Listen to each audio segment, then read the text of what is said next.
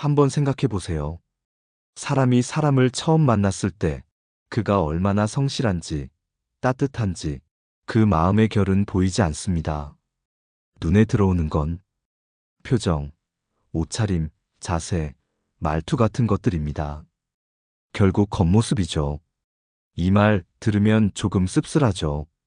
진심을 봐야지 겉모습이 다가 아니야. 이렇게 말하면서도 우린 모두 첫인상에 따라 마음을 여닫습니다. 정약용 선생은 젊은 시절 벼슬길에 오르기 전부터 스스로를 단정히 다듬고 매사에 깔끔한 모습을 유지했다고 합니다. 그는 이렇게 말했죠.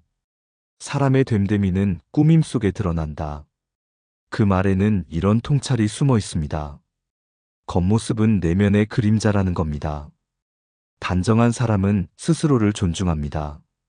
자신을 아낀다는 건 세상과의 관계를 신중히 다룬다는 뜻이기도 하지요. 하지만 우리는 종종 착각합니다. 나는 마음이 착하니까 괜찮아. 진심은 언젠가 통하겠지. 물론 맞는 말입니다. 하지만 그 언젠가가 오기 전에 사람들은 이미 떠나 있습니다. 인생은 무대입니다. 아무리 훌륭한 배우라도 조명이 꺼진 무대에 서 있으면 아무도 그를 보지 못합니다. 외모와 태도는 조명과 같습니다. 빛이 있어야 마음이 드러납니다. 사람들은 말합니다. 속이 중요하지. 겉은 그저 껍데기야. 그렇다면 이렇게 되물어 볼 수 있겠지요. 속이 아무리 곱더라도 그 껍데기가 너무 거칠다면 누가 그 속까지 다가오겠습니까? 정약용의 말은 우리에게 허영을 권하는 게 아닙니다. 외모를 꾸며라는 말은 자신을 표현하라, 책임있게 세상에 내보여라는 뜻입니다. 외모는 포장지가 아니라 당신의 첫 번째 언어입니다. 말보다 먼저 도착하고 말보다 오래 남습니다. 우리가 단정히 꾸미는 이유는 남에게 잘 보이기 위함이 아니라 나를 존중하는 방식이기 때문입니다. 자신을 소홀히 하는 사람은 타인과의 관계에서도 무심해집니다. 반대로 자신을 단정히 가꾸는 사람은 사소한 관계 속에서도 품위를 잃지 않죠. 결국 꾸밈은 거짓이 아니라 의식입니다. 나는 나를 어떻게 대하고 있는가? 그 질문의 답이 곧 외모로 드러납니다. 겉모습에 신경을 쓴다는 건 결코 얕은 허영이 아닙니다. 정약용 선생이 말한 꾸밈에는 자기 인식의 깊이가 담겨 있습니다. 자신이 어떤 사람으로 보이길 원하는지, 세상 속에서 어떤 위치에 서고 싶은지, 그걸 아는 사람만이 제대로 꾸밀 수 있거든요. 한번 생각해 봅시다. 아침에 거울을 보며 옷깃을 여미는 순간, 그건 단순히 옷을 다듬는 게 아니라 마음을 다잡는 의식입니다. 오늘 나는 어떤 표정으로 세상과 마주할까? 이 질문이 깔려있는 행동이지요. 하지만 여기서 중요한 균형이 있습니다. 꾸밈이 나를 덮어버리면 그건 가면이 되고 맙니다. 겉모습이 내면을 비추는 창이 아니라 내면을 가리는 벽이 되어버리죠. 세상엔 두 부류의 단정이 있습니다. 하나는 존중에서 오는 단정, 또 하나는 두려움에서 오는 단정입니다. 존중에서 오는 단정은 타인 앞에서 예의를 지키고 나 자신에게 부끄럽지 않으려는 마음에서 옵니다. 하지만 두려움에서 오는 단정은 남들이 나를 어떻게 볼까 하는 불안에서 시작됩니다. 그 차이는 미묘하지만 삶의 결을 완전히 바꿔놓습니다. 외모를 꾸미는 일은 타인의 시선을 의식하기 전에 자기 자신을 마주하는 일이 되어야 합니다. 거울 속의 얼굴이 타인의 기준에 맞춰진다면 그건 타인의 인형이 되는 길이고, 거울 속의 얼굴이 자신의 마음과 조화를 이룬다면 그건 성숙한 인간이 되는 길입니다.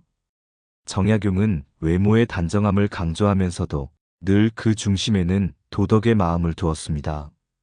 그가 말한 꾸밈은 겉과 속이 서로 어긋나지 않는 정직함이었지요. 생각해보면 사람의 신뢰는 그 일관성에서 생깁니다. 겉으로는 웃지만 속으로는 냉소한 사람, 말은 부드럽지만 행동은 거친 사람, 그런 이에게서 우리는 왠지 모르게 피로함을 느낍니다. 반면 단정한 태도와 따뜻한 마음이 함께 있는 사람, 그는 굳이 말을 많이 하지 않아도 그 존재만으로 신뢰를 줍니다. 겉모습이 내면을 배신하지 않을 때 그 사람은 단단해집니다. 그의 단정은 위선이 아니라 품격이 됩니다. 그래서 꾸밈의 핵심은 화장품도 옷도 아닙니다. 바로 진심을 담은 태도입니다. 진심이 깃든 꾸밈은 오래갑니다. 시간이 지나도 흐트러지지 않습니다. 아름다움이란 결국 진심이 겉으로 드러난 모양이 아닐까요? 한 번쯤 이런 경험 있으시죠? 똑같은 말을 해도 단정한 사람의 말은 더 신뢰가 가고 어딘가 흐트러진 사람의 말은 의미는 같아도 설득력이 덜합니다. 이건 냉정한 세상의 법칙입니다. 첫인상은 사람의 판단을 지배합니다. 심리학자들은 이렇게 말하지요.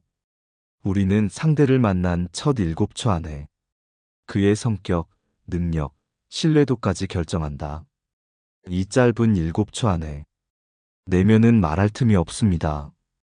겉모습과 표정, 자세가 그 사람의 전체를 대신해버리죠. 정약용의 시대에도 마찬가지였습니다. 그는 유배지에서도 옷매무새를 흐트러뜨리지 않았다고 합니다. 비록 관직을 잃고 쫓겨난 몸이었지만 그는 늘 깔끔한 옷차림으로 제자들을 맞이했습니다. 몸가짐이 곧 마음가짐이다. 그의 말은 단순한 도덕적 가르침이 아니라 세상과의 관계를 지켜내는 철학이었습니다. 현대의 세상에서는 이 원리가 더 노골적으로 작동합니다. 첫인상이 실력보다 먼저 평가되는 시대, 외모는 인생의 문을 여는 열쇠가 되어버렸습니다. 어떤 이는 억울하다고 느낍니다. 내 마음은 따뜻한데 왜 사람들은 몰라줄까? 하지만 세상은 그렇게 섬세하지 않습니다. 우리는 서로의 내면을 들여다볼 여유가 없지요. 그래서 대부분의 판단이 겉으로 드러난 이미지에 기대게 됩니다.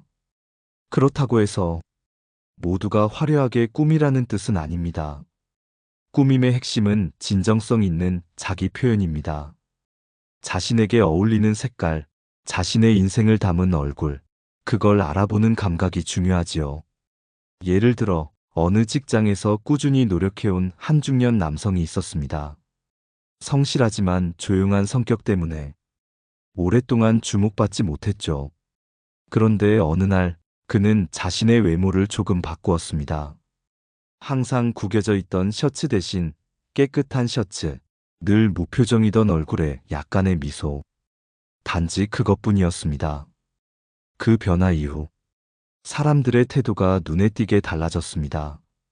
요즘 뭔가 달라 보이시네요. 왠지 더 믿음이 갑니다. 그는 말했습니다. 내가 나를 단정히 하니 사람들이 나를 다르게 대하더군요. 이게 바로 겉모습이 마음의 문을 여는 방식입니다. 세상은 내면을 보기 전에 겉모습을 통해 마음의 초대를 받습니다. 정약용이 강조한 건 바로 이 지점입니다. 외모는 단순한 장식이 아니라 세상과 소통하는 첫 번째 언어라는 것. 그러니 겉모습을 꾸민다는 건 세상과의 대화를 준비하는 일입니다.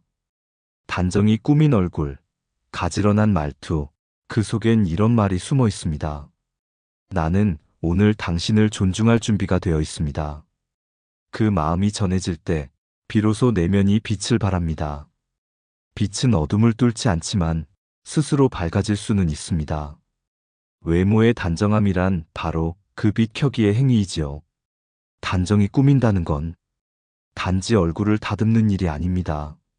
삶의 질서를 세우는 일입니다. 정약용은 외모의 단정함을 이야기하면서도 그것을 언제나 생활의 단정함과 함께 보았습니다. 그에게 꾸밈은 꾸며낸 가식이 아니라 자기 세계를 다스리는 훈련이었지요. 집이 어질러져 있으면 마음도 흐트러집니다. 책상이 어지러우면 생각도 엉킵니다. 몸가짐을 다스리는 일은 곧 마음가짐을 세우는 일이 됩니다. 한번 떠올려 보세요. 옷차림, 말투, 걸음걸이, 표정, 시선. 이 모든 것은 우리가 세상과 만나는 방식입니다. 그것이 단정할수록 우리의 하루는 더 차분해지고 다른 이들도 그 차분함을 느낍니다. 반대로 자신을 방치하는 태도는 시간이 지나면서 삶 전체를 흐트러뜨립니다. 나는 괜찮아. 그냥 편하게 살래. 그 말 뒤에는 종종 무기력한 포기가 숨어 있지요. 하지만 단정함을 지킨다는 건 삶을 포기하지 않겠다는 뜻입니다. 정약용은 이를 성찰의 외형이라 불렀습니다. 겉모습의 질서는 내면의 성찰이 흘러나온 자국이라는 의미입니다. 한 중년 여성이 있었습니다. 아이들이 다 자라 집을 떠나자 하루하루가 허전했습니다. 이제 꾸밀 일이 뭐 있나? 그녀는 머리를 묶지도 않고 낡은 옷을 그대로 입고 다녔습니다. 그런데 어느 날 거울 앞에서 문득 눈물이 났다고 합니다. 내가 나를 버렸구나. 그날 이후 그녀는 하루에 단 10분이라도 스스로를 단정히 가꾸기 시작했습니다. 화장을 진하게 하지도 비싼 옷을 사지도 않았습니다. 그저 머리를 다듬고 깨끗한 옷을 챙겨 입고 거울 앞에서 미소를 지었습니다. 그 작은 변화가 삶을 완전히 바꾸었다고 합니다. 내가 나를 아끼자 세상도 나를 다시 보더군요. 이건 단순한 외모의 변화가 아닙니다. 삶의 존엄을 되찾은 순간이었습니다. 정약용의 꾸밈 철학은 이 여인의 깨달음과 맞닿아 있습니다. 자신을 꾸미는 일은 타인의 시선을 의식하는 일이 아니라 세상 앞에 나를 존중된 상태로 세우는 일입니다. 진정한 단정함은 비싼 옷에서 나오는 게 아닙니다. 매일의 태도, 사소한 습관에서 피어납니다. 책상 위에 먼지를 닦는 손길, 식사 후 그릇을 가지런히 놓는 자세, 사람을 볼 때 눈을 마주치는 성실함. 이 모든 게 꾸밈의 다른 이름입니다. 단정함은 결국 자기 관리의 미학입니다. 자기 자신을 다스릴 줄 아는 사람은 남과의 관계에서도 불필요한 불안을 줄입니다. 자신의 자리를 알고 그 자리를 빛내는 법을 압니다. 꾸밈이란 겉을 바꾸는 일이 아니라 삶의 질서를 회복하는 선언인 셈이지요. 사람과 사람 사이의 관계는 언제나 눈빛과 표정에서 시작됩니다. 말보다 먼저 마음을 움직이는 건 보이는 분위기지요. 정약용은 말했습니다. 사람의 얼굴에는 그 사람의 행실이 담긴다. 즉, 외모는 내면의 기록지라는 뜻입니다. 그의 철학은 지금의 인간관계에도 그대로 통합니다. 우리는 타인의 얼굴을 보며 그가 어떤 마음으로 살아왔는지 짐작합니다.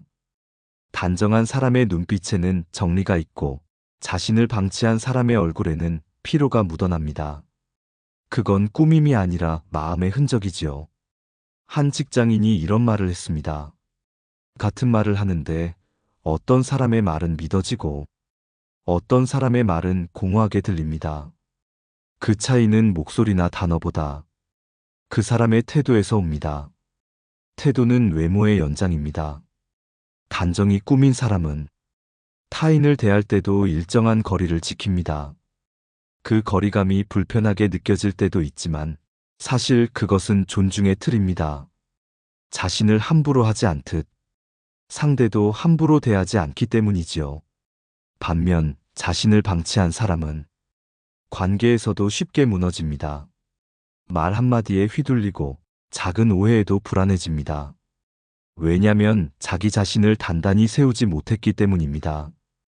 겉모습의 단정함은 타인에게 신뢰의 첫 문장을 건넵니다. 나는 스스로를 책임질 줄 아는 사람입니다. 이 무언의 메시지가 전해질 때 상대는 안심합니다. 그게 관계의 시작입니다. 정약용의 생애를 보면 그는 어떤 자리에서도 품위를 잃지 않았습니다. 유배지에서도 매일 새 옷을 갈아입고 손님이 오면 직접 물을 떠주었다고 하지요. 그가 그렇게 한 이유는 단 하나, 상대를 존중하는 일은 나를 단정히 하는 데서 시작된다. 이 믿음 때문이었습니다. 우리의 관계도 마찬가지입니다.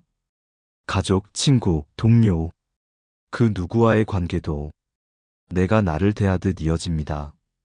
가족에게 함부로 말하는 사람은 대개 자신에게도 함부로 대합니다. 자신을 귀하게 여기는 사람은 타인의 마음도 쉽게 다치게 하지 않습니다. 외모의 단정함은 결국 관계의 품격을 지키는 연습입니다. 상대에게 불쾌감을 주지 않고 존중의 공기를 만들어내는 일. 한 노교수가 이런 말을 한 적이 있습니다. 깔끔한 옷차림은 상대에 대한 예의이자 내 인생의 질서다. 그 말이 정약용의 철학과 다르지 않습니다.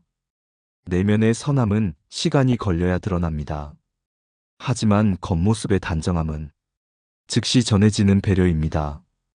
그래서 외모를 꾸미는 일은 결국 타인을 위한 일이며 동시에 나를 보호하는 일입니다. 겉모습을 꾸미는 일은 중요하지만 그 선을 넘는 순간 그 꾸밈은 나를 가두는 가면이 됩니다. 정약용이 말한 단정함은 결코 허영이나 치장을 뜻하지 않았습니다. 그는 이렇게 경고했지요. 꾸밈이 지나치면 마음이 그 속에 갇힌다. 겉에만 신경을 쓰는 사람은 언젠가 자기 자신을 잃습니다. 화려한 외양은 마음의 공허를 덮는 데엔 잠시 도움이 되지만 그 빛은 오래가지 못합니다. 왜냐면 진심이 빠진 단정함은 껍질이기 때문입니다. 요즘 세상은 겉모습의 전쟁터가 되었습니다. 얼굴, 몸, 옷, 브랜드. 사람들은 경쟁하듯 꾸미고 그 꾸밈으로 자신을 증명하려 합니다. 하지만 그 과정에서 자신의 본래 얼굴을 잃어버리는 경우가 많지요. 진짜 단정은 타인의 시선을 의식하는 꾸밈이 아니라 스스로의 마음을 정리하는 꾸밈입니다. 세상의 기준이 아니라 자신의 기준으로 아름다움을 세울 때 그 꾸밈은 자유가 됩니다. 한 젊은 여성이 있었습니다. 늘 화려한 옷차림으로 주목받았지만 집에 돌아오면 깊은 외로움에 시달렸습니다. 내가 이렇게 꾸미는 건 사람들에게 인정받고 싶어서일까? 그녀는 결국 깨달았습니다. 나는 남의 시선에 맞추느라 나를 잃고 있었구나. 그날 이후 그녀는 옷을 화려하게 입지 않아도 단정하고 자신다운 꾸밈을 선택했습니다. 그 변화는 조용했지만 주변 사람들은 느꼈습니다. 요즘 얼굴이 한결 편안해졌네요. 그건 꾸밈이 아니라 진심이 얼굴에 드러난 순간이었습니다. 정약용의 말 속에는 이런 균형의 철학이 숨어 있습니다. 겉을 가꾸되 속을 잃지 말라. 외모는 마음의 문을 여는 열쇠지만 그 문 안에는 반드시 진정성이 있어야 한다. 진정한 꾸밈은 자신의 내면과 대화하는 과정입니다. 거울을 보며 얼굴을 다듬을 때 그저 미용을 하는 게 아니라 나는 어떤 마음으로 오늘을 살고 있는가 스스로에게 묻는 시간이 되는 것이죠. 그 질문을 잃는 순간 꾸밈은 위선으로 변합니다. 겉이 화려해질수록 마음은 메말라가고 사람들은 점점 피로해집니다. 그게 바로 꾸밈의 함정입니다. 그래서 정약용은 외모보다 더 깊은 의미로 도덕적 단정함을 말했습니다. 자기 마음을 정돈하는 일, 감정을 절제하고 욕망을 다스리는 일. 그 모든 내적 단정이 쌓여야 겉모습의 단정이 진실해집니다. 꾸밈은 결국 마음을 다스리는 연습이 되어야 합니다. 그 마음이 바르면 그 어떤 옷을 입어도 품격이 드러납니다. 겉모습의 꾸밈이 진심의 표현이 될 때 그 사람은 비로소 자유로워집니다. 꾸밈이 가면이 아니라 자기 자신을 밝혀주는 빛이 되니까요. 정약용의 말은 시대를 뛰어넘습니다. 외모를 반드시 꾸며라. 내면보다 훨씬 더 중요하다. 아무리 착해도 사람들은 초면에 절대 모른다. 이 짧은 문장 안에는 인간관계의 본질과 삶의 품격이 함께 들어 있습니다. 그가 말한 꾸밈은 허영의 명령이 아니라 존엄의 요청이었습니다. 겉모습은 단지 보이는 얼굴이 아닙니다. 그건 우리가 세상을 대하는 태도이자 우리 자신을 다루는 방식입니다. 정약용의 삶을 보면 그의 단정함은 늘 마음의 평정과 연결되어 있었습니다. 외모를 가꾸는 일은 자기 마음을 단정히 하는 일과 다르지 않다는 걸 그는 알고 있었던 것이지요. 우리는 종종 이렇게 생각합니다. 겉보다 속이 중요하지. 하지만 속이 아무리 맑아도 그 맑음이 밖으로 새어나오지 않으면 세상은 그것을 알아보지 못합니다. 겉이 속을 가두는 게 아니라 속이 겉을 비춰야 합니다. 그게 꾸밈의 올바른 길입니다. 단정한 외모는 세상에 대한 예의이고 자신에 대한 약속입니다. 나는 오늘도 나를 성실히 대하겠다. 그 다짐이 몸가짐과 표정, 옷차림에 스며듭니다. 그렇다고 겉모습이 전부일까요? 물론 아닙니다. 겉모습은 문일 뿐, 그 안의 방이 텅 비면 금세 드러납니다. 그래서 정약용은 꾸밈과 함께 수양을 늘 나란히 두었습니다. 겉을 다듬을 때마다 속을 한 번 더 돌아보라. 그 균형이 무너지면 아름다움은 곧 허세로 변한다고요. 한 노학자가 이런 말을 했습니다. 사람은 나이를 먹을수록 얼굴에 책임을 져야 한다. 그 말은 결국 우리의 내면이 얼굴에 드러난다는 뜻입니다. 그 책임감이 바로 품격입니다. 이제 우리에게 남은 일은 단순합니다. 매일의 삶을 단정히 가꾸는 것, 몸을 깨끗이 하고, 말을 곱게 하고, 마음을 정돈하는 것. 그 세 가지가 하나로 이어질 때 비로소 꾸밈이 완성됩니다. 꾸민다는 건 남에게 잘 보이기 위함이 아니라 오늘의 나를 최선으로 대하는 일입니다. 그게 쌓이면 세상은 당신의 마음을 겉모습을 통해 느낄 것입니다. 정약용의 말은 오늘도 우리에게 속삭입니다. 단정한 사람은 스스로의 운명을 맑게 한다. 그러니 오늘 하루 거울 앞에 선 당신에게 이렇게 권하고 싶습니다. 외모를 가꾸십시오. 그러나 마음을 잊지 마십시오. 겉과 속이 하나가 되는 그 순간 당신의 얼굴은 철학이 됩니다. 그리고 그 철학이 당신의 인생을 단정히 밝혀줄 것입니다. 감사합니다. 지혜의 숲이었습니다.